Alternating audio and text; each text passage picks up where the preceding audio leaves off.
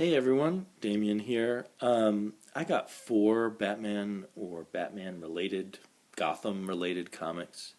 Um, Poison Ivy does not have Batman appear in it at all, but it's got Poison Ivy herself and Harley Quinn, and we're in Gotham, so I definitely include this as part of my little Gotham look. The art in here was really good. I like the coloring. It has its own kind of slightly washed out style. If washed out is right with the colors, not quite as bright as some comics, but it worked. The color and the art worked really nicely together.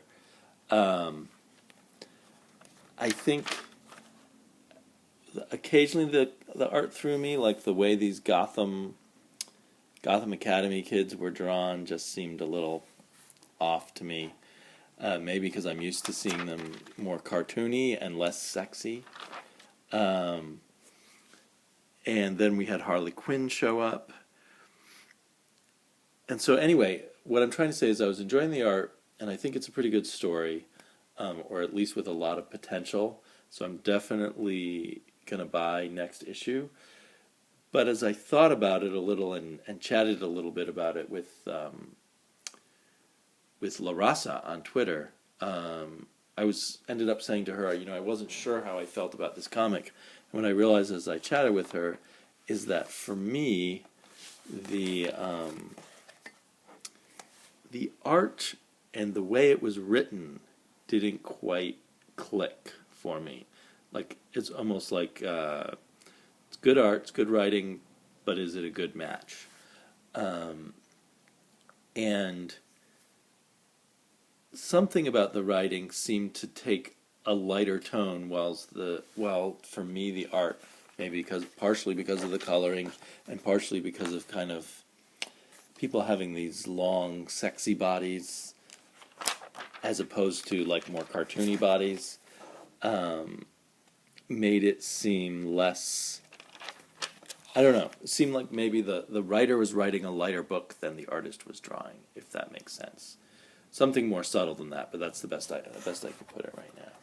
So yeah, I liked it. I will buy next issue, but I don't feel like I'm definitely on board for all 6 issues.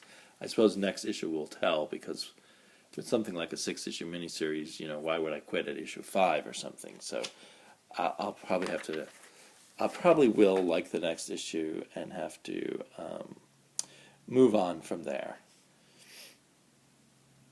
Yeah, I wonder if the writer was thinking of this as quite such a sexy story, and I don't mean to be against sexy art or anything, and it wasn't, that kind of art that seems like it's based on a porn movie or anything, but I just wonder whether the writer had this artist in mind when she wrote the script.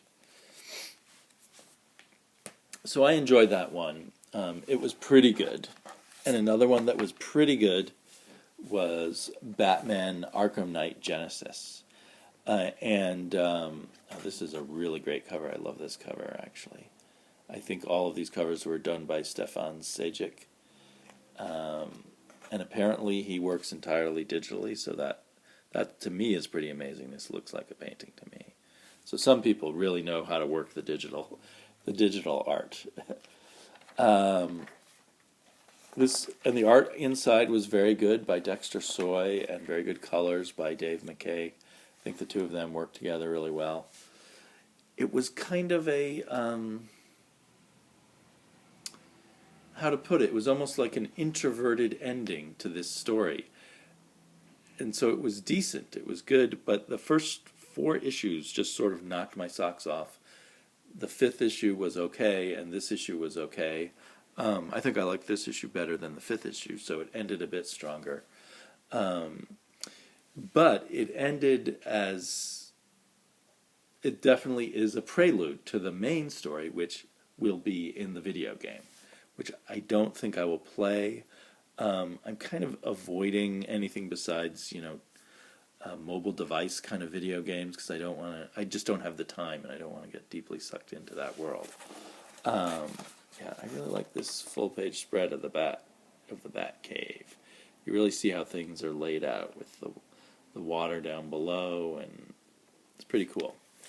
So yeah, I enjoyed it, but if you buy the trade of this, it's going to be a good read, but it's a prelude to something else that's going to happen later in the comic book, uh, when the actual when the Arkham Knight actually comes face to face with Batman. I assume will be the major point of it. Um, Batman is really just a figure in the background of this miniseries. He was the main character in the other series called Arkham Knight, um, even though both are named after the Arkham Knight. I still haven't finished reading Arkham Knight, which ended up being a 12-issue maxi series, I suppose. We get a very creepy return of the Joker, and this maintains throughout my sympathy with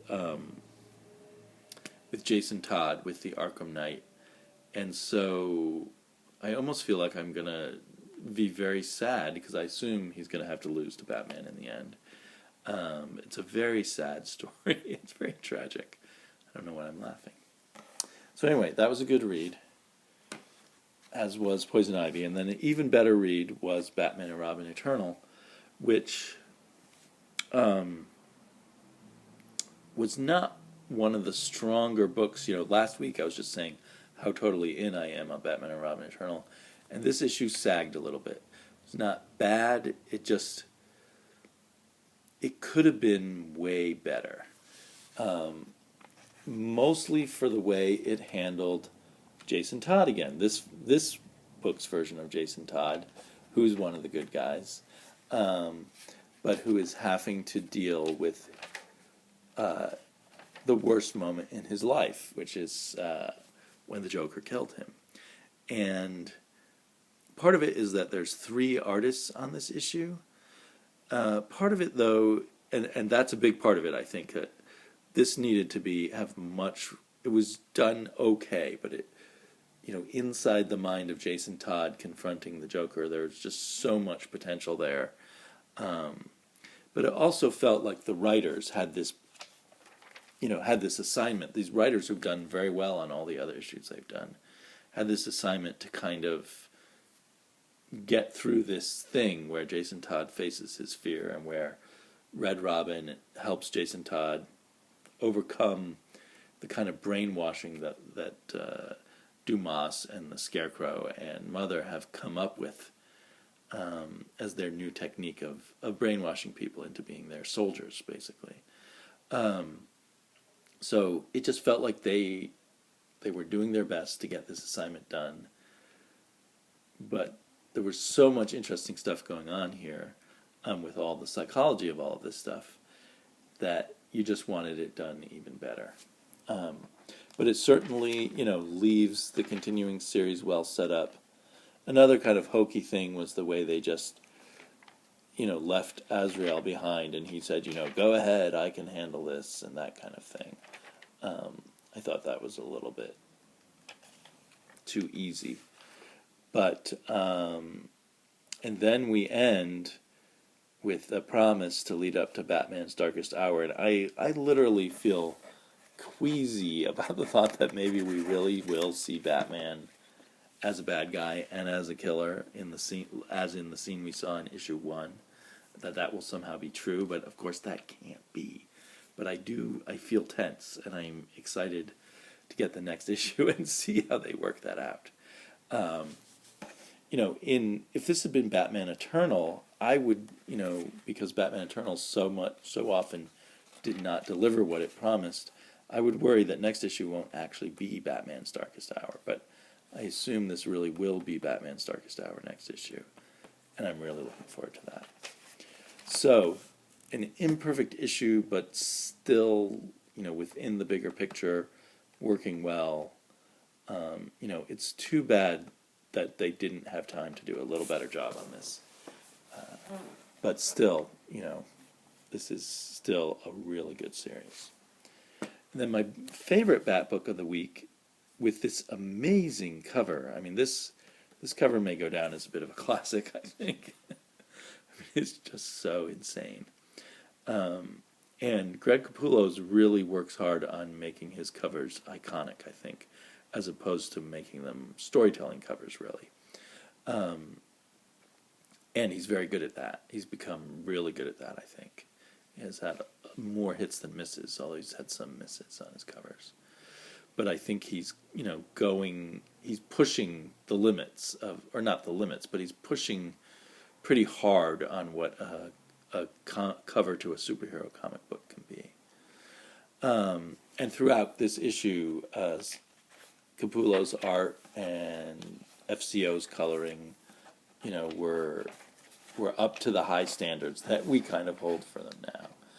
And I have not been liking this series too much, but this was a pretty brilliant issue, and it had all those Snyder elements that sometimes drive me crazy, particularly with the metaphors and the parallels and all this stuff that an English professor would make you study when you read books. I mean, just laid on really thick. And Snyder is an English major and someone with a master's degree in English, and it just shows in the way he approaches stories. He's the good English student. It's like doing all those things that he learned in college, but in a really heavy-handed way often. And here it is kind of heavy-handed, and yet somehow it works here. When I love the image of the giant-sized Bloom lurching through the city with his giant henchman, and then he's lecturing the city about the metaphor of the garden. But it works. It's so insane and goofy, and the art makes it work. And the meeting of the Joker and Batman and their parallel lives and their parallel experience, losing their memories, and the way we can still see the Joker's personality underneath his sense of humor, but also his penchant for the grotesque. But he wants to stay in this normal life. It's telling that he chose to be... he's gotten a job as a butcher and everything, that still fits in with the kind of slightly gross, sick Joker, and yet under control within social norms, right? If there's any flaw to me in this issue, it's mostly what comes from what came before. And I think the biggest weakness of what came before in this issue is Bruce Wayne himself. I feel like they just never... They wanted Bruce Wayne to be this good guy. It's just hard to see his struggle. I mean, I know it's supposed to be there. I can kind of fill in the blanks myself, but I just feel like they never built up this current version of Bruce Wayne without his memories very well. And when I say they, it's probably really Scott Snyder. Although, Capullo for me does a good job with the expressions on the Joker's face, but not so much with Bruce Wayne. Although it's weird, the Joker looks so incredibly young here. Capullo, oops, I'm pointing at pages that you can't see. I'm sorry. The Joker looks incredibly young here.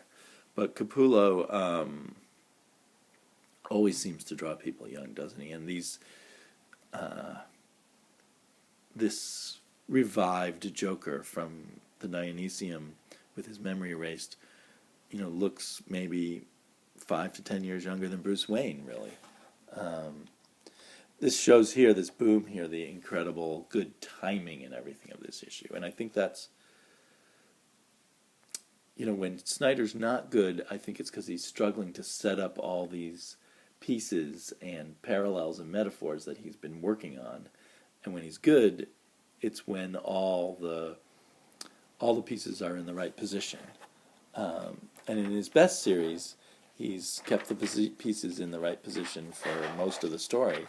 In this one, very few of the issues were the pieces in the right position. And I still think there's a lot of underdeveloped pieces. The whole buy-in to the way they've done Jim Gordon as Batman. I think there could have been a lot of interesting ways to approach Jim Gordon as Batman, and I think this was a particularly weak way. But now that doesn't matter as much. Jim Gordon is, this is kind of the end game of this story of Jim Gordon as Batman. And so now that that's all set up, it kind of works because we know something's going to happen next issue and the issue after that that's, going to change all of this current status quo anyway. And presumably Jim Gordon won't be killed. But as they like to do, Snyder and Capullo, it looks like he's in pretty rough shape at the moment. So anyway, yeah, I'm really curious to see how this will wrap up. There's now news that Snyder will move from Batman to detective. I don't know if that'll happen immediately when Capullo leaves, or I think maybe that won't happen until the summer. I feel like I saw something about June or July. So it'll be interesting to see exactly how they wrap all this up in 2 issues. I'm assuming 50 is going to be a giant-sized issue that we will be paying a lot of money for. But good issues like that make me feel less bitter about that kind of, like this one, make me feel less bitter about that kind of thing. So hopefully this was a sign that the remaining 2 issues of this story, super heavy, will continue to click. Unfortunately, issue 49 is not going to be drawn by Capullo, I think, so that he can work on the finale. I forget his name right now, but a very good artist who used to work on the Swamp Thing with Snyder will be filling in next issue.